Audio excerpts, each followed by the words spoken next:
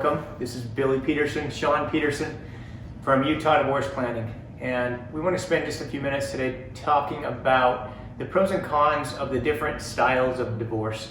Obviously, there's a lot of ways that folks can get divorced. Some are better than others. And we want to spend a minute, and from our experience of doing this for many years and helping a lot of clients go through the process, we see the positives and we see the negatives for sure. We want to help you guys maybe consider some things before you start down that road if you are considering it. So we're going to talk about, I guess, the tale of two divorces. In one case, the traditional divorce is, and we've represented many clients in this scenario where it's more the traditional sense of, I'm going to get an attorney, a really, really mean one, and I'm going to, hold tight, and I'm not going to budge, and I'm going to get everything that I want out of this divorce, and it's going to go through, the traditional role of mediation.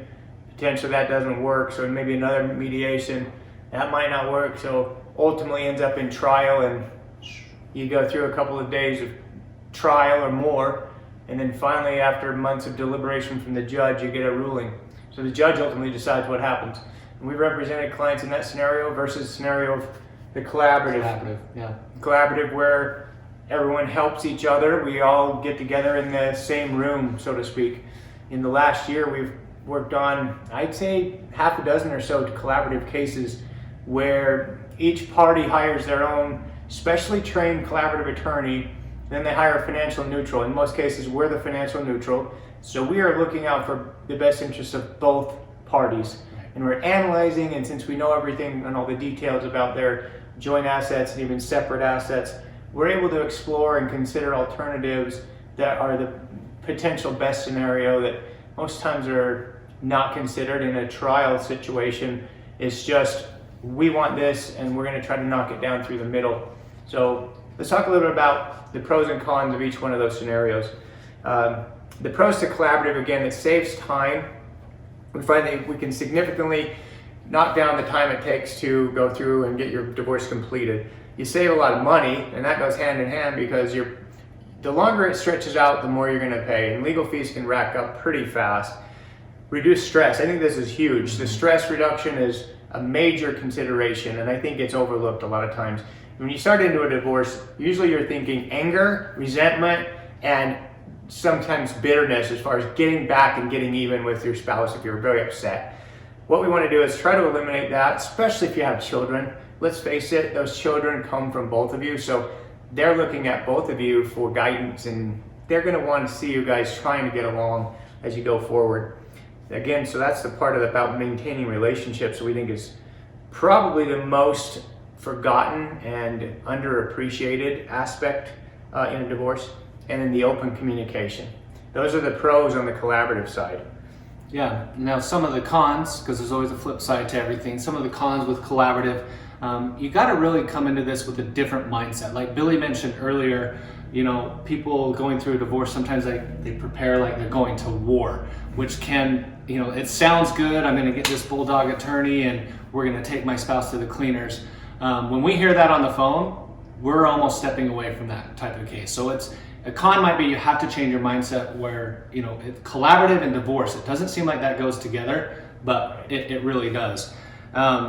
The other con to a collaborative divorce is when you sign your collaborative agreement, you are agreeing that if you cannot come to a settlement, you have to let go of your attorneys, let go of your financial neutrals, and start all over and head down the route of a contested divorce. So there's that motivation to get something done, and if you don't, you have to start all over. It might feel like you're getting a lot of professionals involved in a collaborative divorce. So people start thinking, ooh, I don't know if I want to do that. I'm paying this person an hourly rate, this person, but the time that you're going to save, like Billy mentioned, it usually comes out that it's going to be less costly. So it might feel a little overwhelming, like why do we need this person, but that's the point. We're all collaborating together. And in a collaborative divorce, you're not always going to hear what you want.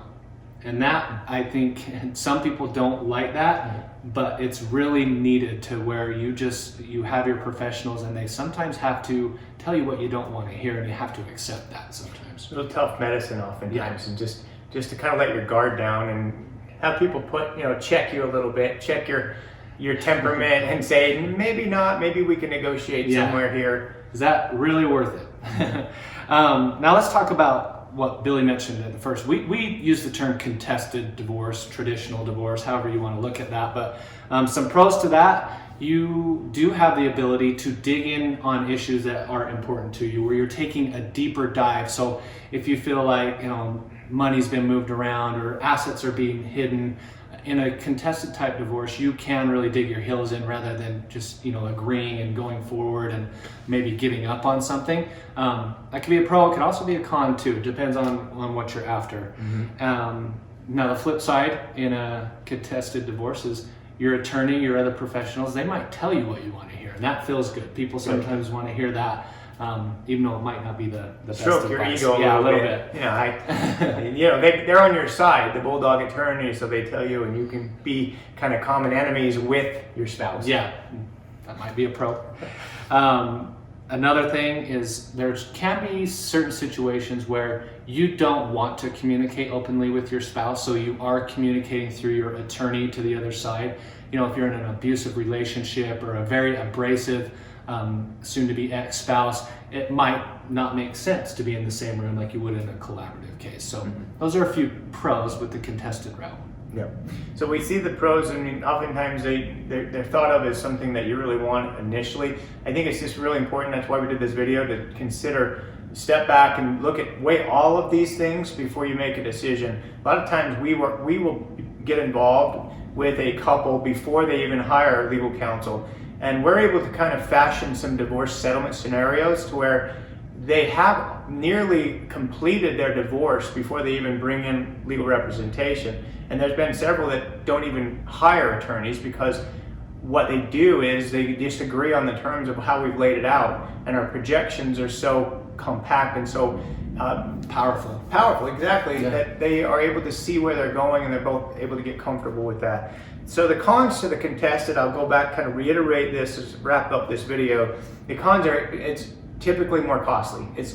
You're going to end up more in a fight, so the costs are going to ratchet up and are going to stay longer. The one we finished up here recently I guess it finished up in January. The judge took 2.5 months to finally come up with a ruling.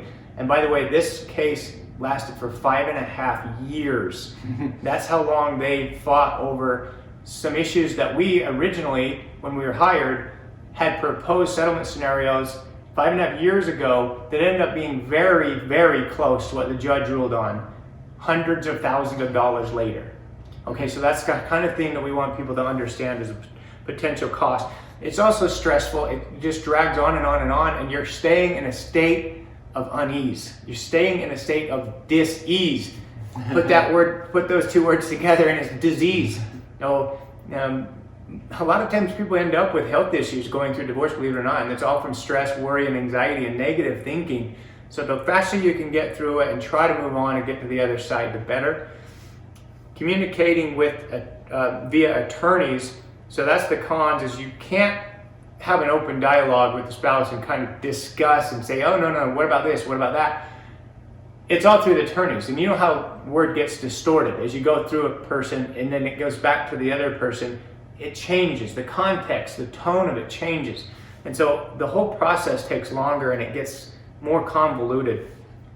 Simple requests can be misunderstood. All right, if you're always asking for information and have to relay that through the attorney, they're charging you to request that information, and then sometimes it's received the wrong way. It's just the wall goes up, to this on the spouse, and then the long-term relationships are potentially ruined. I mean, it's really hard to rebuild after going through something like that, where both parties are so anti and dug in and just create this conflict, and you say and hear things that you never intended. And especially, go back to this again, if you have children, I can't stress this enough. It's such a difficult thing for children to even have their parents divorced, but when you go through this contested route and never have this sense of closure or a sense of understanding the other side, it stays that way, and it's a conflict for your children for the rest of their lives. Yep, it can be very tough. So hope you enjoyed that kind of contrasting collaborative versus contested divorce.